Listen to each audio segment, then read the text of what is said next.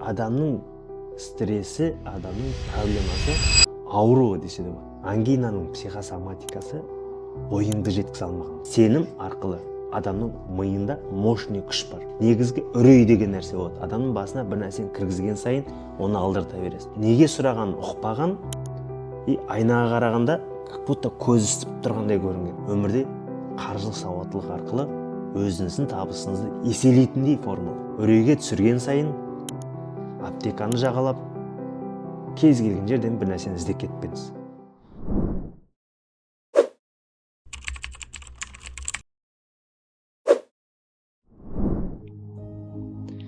Ассалаумағалейкум, қазақ елі, қалайсыздар батырлар? Еш қашан ауырмай жүргіңіз келе ме? Бүкіл аурудың дәрісі. Бүкіл өмірде болып жатқан проблеманың шешімі десе де болады.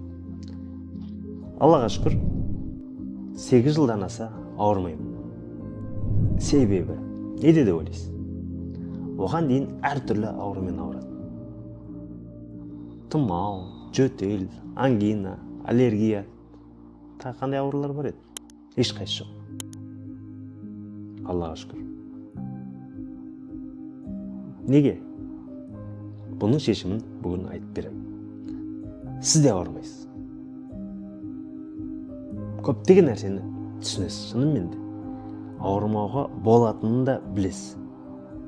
Сол үшін біз неге ауыратынымызды түсінеміз. Неге ауырып жүрсіз? Неге ауыра бересің? Неге бала шағыңыз ауыра береді? Оған дейін де білесіз. Қараңыз. Сүйек сынса, медицина емдемейді. Жай ғана құрайды. Гипс алып береді, сүйек өзін өзі емдейді. Келсесі ба? Оны сынықшы да емдейді. Тура солай адамның бүкіл организмі өзін өзі емдейді. Мен жыл сайын ангина ұстайды. Ангина дегеніміз тамағың ісіп, төсек тартып, градуспен жатасың. Неге? Қараңыз, бүкіл аурудың психосоматикасы деген бар.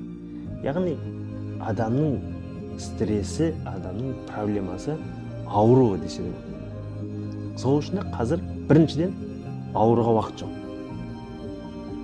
Өйткені режим басқа. Алдыңда бүкіл мәселенің шешіміне акцент бар.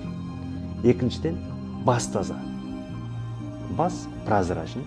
Яғни не жасап жүргенін жақсы білем, және не істегің келетінін де жақсы білем. Түсіндіре алдым ба? Бұрын мен неге ауырдым? Ангинаның психосоматикасы ойыңды жеткізе алмаған. Ойлаңызшы, просто өз ойыңды түсіндіре алмағаннан, өз ойыңды айтпай қалғаннан, ұстап қалғаннан, жеткізгің кеп жеткізе алмай қалғаннан, керек кезде сөйлей алмай қалғаннан. Вот.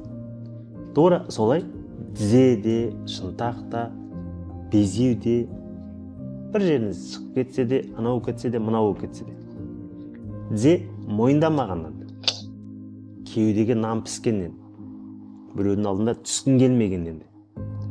Сол үшін мен мұны қайдан білем? Менің туған қарындасым болған. 8 жыл алдын өмірден өтіп кетті. Қарындасым өмірден өтпей тұрып, өлімге арналған арнауларды қарай бастады. И соны жаза бастады. Қараш, сол кезде мен ұстап алып ұрысқанмын. Не істеп жүрсің сен?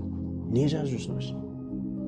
2 жыл болмай төсек тартып, өзі негізінде ауыратын. Ол аурумен бірақ адам өлмейді негізі. Өкінішке орай төсек тартып өмірден өтіп кетті. Бірінші баста қалыптасты.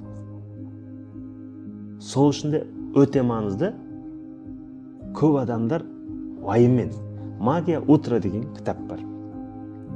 Өзінің шашылып қалған сүйегін басымен жинап алған десе де болады. Сол үшін де ауру, қараңыз, сенгеннен 90%-дан аса дәрінің көк тиын пайдасы жоқ екенін дәлелдеп берейін. Сенесіз бе соған? пайдасы жоқ екенін біліп тұрсыз ба? Төменге өз ойларыңызды жаза кетсеңіздер, шынымен. Дәрілердің барлығы маркетинг. Оның артында миллиардтаған ақша жатыр.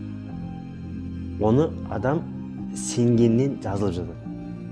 Қара сумен де жазуға болады. Қара сумен рактейм деген адамдар бар. Қара сумен бір нәрсені жеңіп кеткен адамдар. Армияда немесе военныйлар бір мукалтин бар, не бүкіл ауруға бере береді. Болды. Басың ауырса да сол, тісің ауырса да сол. Армияда болғандар болса, жазып жіберсеңіздер. Мен бармаған, білемін. Тура солай, қазір әртүрлі дәрілер бар, маркетингтары өте жоғары. Оны адамдар ішкеннен жазылып жатыр. Қараңызшы енді, 90 жылдары Сарыәулие деген болды. Сарыәулие. Бүкіл халықты стадионға жинап алып емдеген. Кашпировский деген болған. Телевизормен емдеп тастаған. Ойлаңызшы, сіз ар жағында қарап отырсыз, мен сізге айтамын, сенің тізең жазылды, басыңның ауруы кетті десем, не істейсіз? Сенесіз. Өйткені маған халық сеніп кетсе, бәріндіріп кетеді. Сол үшін кей нәрселерге сенбейміз. Қазір білімді болғаннан кейін бізде Қызылордада қамшы бала деген болған. Білесіз бе? Аяқ істемей барған адам, анаған сеніп барғаннан, тұр деген кезде, ана тұрып кеткен ғой. Вот қараңыз. Сенім арқылы адамның миында мощный күш бар.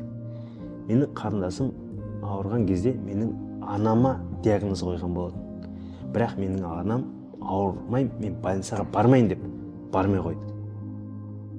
Сол ауру 8 айдан кейін жоғалып кеткен.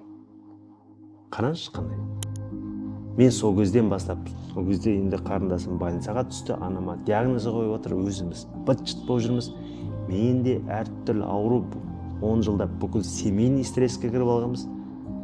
Вот сол кезден бастап мен қарындасым өмірден өтіп кеткен кезде мен басымда жарылыста болды деді. Өйткені өмірімде болған нәрсе. Сол үшін қазір мен дәрі ішпеймін. Ешқандай ауру жоқ. Аллаға шүкір деп берейін. Оны сіз де жасай аласыз. Негізгі үрей деген нәрсе болады. Адамның басына бір нәрсені кіргізген сайын оны алдырта бересіз. Қазір мына ислам арналарымен кіргізіп жатыр. Исламмен кіргізген кезде біз бәріміз істейміз, сенеміз. Содан жазылғандай боламыз. 99% деп те айта аламын, пайдасы жоқ. Оны жалғыз мен емес, қаншама профессорлар дәлелдеп тастаған. Дәлелденген қаншама ақпараттар бар. Бірақ істейміз, біз соған сенеміз. Сол үшін де өте маңызды ауырмаудың ең басты жолы ол басыңызда ойламау. Ауырып тұрған адамның қасына тұрып отыра беріп үйреніңіз. Ешқандай ауру жоқпайды негізі. Адамда иммунитет жақсы болады, егер ол қабылдамаса.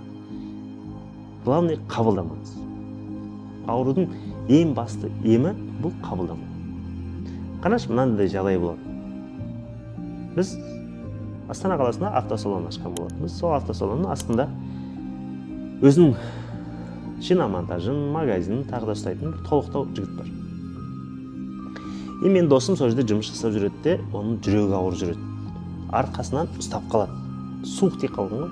Ол менде болған ондай жағдай. Бұрын мен оны айтам, осылай суық тиіп қалғаннан жүрегі ауырған сияқты болады деп. Дың деп жүрегім кәдімгі дірілдейді.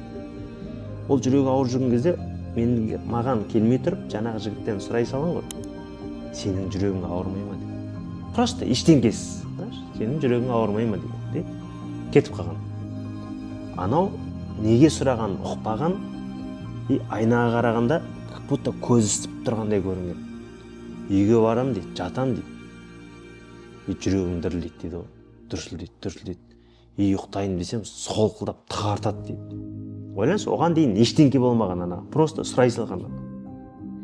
Түнгі сағат 2-де скорый шақырған. Вот қалай адамды состояние түсіріп болады. Кез келген адамды түсіріп жүріп болады. Кез келген адамды өмірден түңіліп жүріп болады. Кез келген адамға проблема создавать етіп болатынның себебі.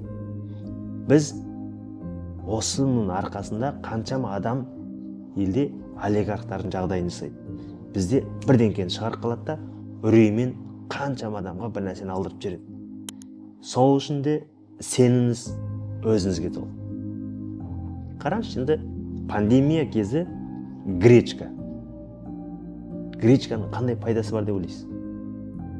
Пандемия кезінде елестетіңіз, гречка емдейді деді.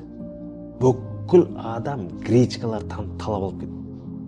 Ойлаңызшы, кәдімгідей, енді Астана, Алматы қаласында тұрсаңыздар, Магнум дегендер гречка, анау тамырын аты қалай еді? Әрсен. Имбир. Имбир 45 мың теңге килограмм, ойлаңызшы. Көк тиын пайдасы жоқ. Адамдар бизнес жасайды осылай. Түсіндіре алдым ба? Гречканың көк тиын пайдасы жоқ. Кішкене иммунитетке бір нәрсесі бар шығар. Біреудің 150 мың тонна гречкасы өтпей қалды деп елестетіңіз. Просто маркетингтік, нейромаркетинг деген болады. Нейромаркетинг дегеніміз сенің басыңа кіргізген кезде анау саған керек сияқты көрінеді. Анадан жазылатын сияқты, анау сенің өміріңді құтқаратын сияқты көрінеді. Осылай монополия, олигарх, миллионер, мен дегендер жағдайын реттеп жүрді. Біздің системада осылардың барлығы толық көрсетіледі. Алаяқтыққа түспеу, алданбау, қаржы пирамидасының қақпанына түспеу, өмірде қаржылық сауаттылық арқылы өзіңіздің табысыңызды еселейтіндей формула. Сол үшін кім көрінгенге жай ғана сене бермеңіз. Естіген телевизорға сене бермеңіз. Жай ғана бір нәрсеге қабылдай бермеңіз. Ең бастысы, мен сізге өзімнен өткен өмірде дәлелденген нәрселерді айтамын. Осы арналардың барлығы солай. Біздің Тендерсон арнасында тек қана өмірдің сүзгісінен өткен. Бір жерде естіген емес, бір жерде көрген емес. Өмірде өзімнен өткізген, қасындағы адамда болған, таза пайдаға шыққан системалардан біз лайфхактар ғана береміз. Сол үшін де өмірде опыты бар, және сол опытпен дұрыс бөлісіп жүрген ортаға келе білеміз.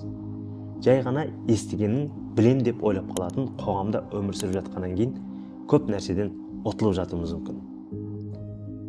Өзіңізге сеніңіз, ешқашан ауырмайсыз. Мен гарантия берем, бүгіннен бастап ешқашан ауырмайтын боласыз. Қабылдамайтын боласыз. Келістік пе?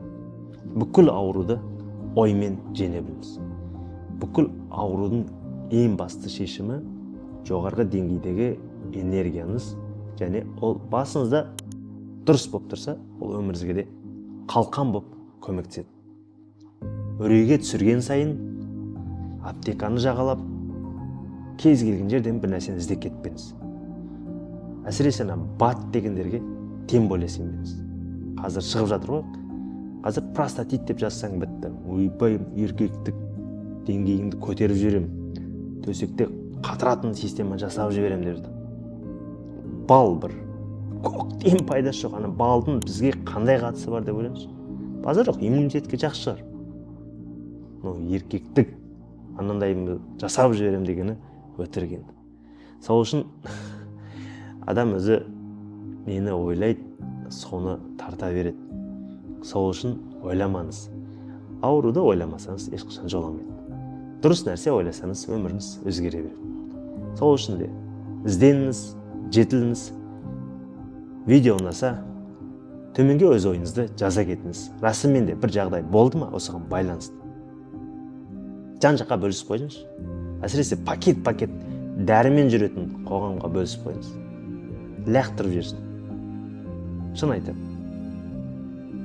Бізде медицина өте қымбатты. Медицинаның да тілін түсіндіреміз. Совет алып әртүрлі. Қазір частный медицинский центрлерге барсаңызда, сіздің қалтаңызды сілкіп қоя береді. Сол үшін де өмірде қаржылық сауаттылық арқылы өзіңізді дамыта біліңіз. Ешқашан ауырмаңыз.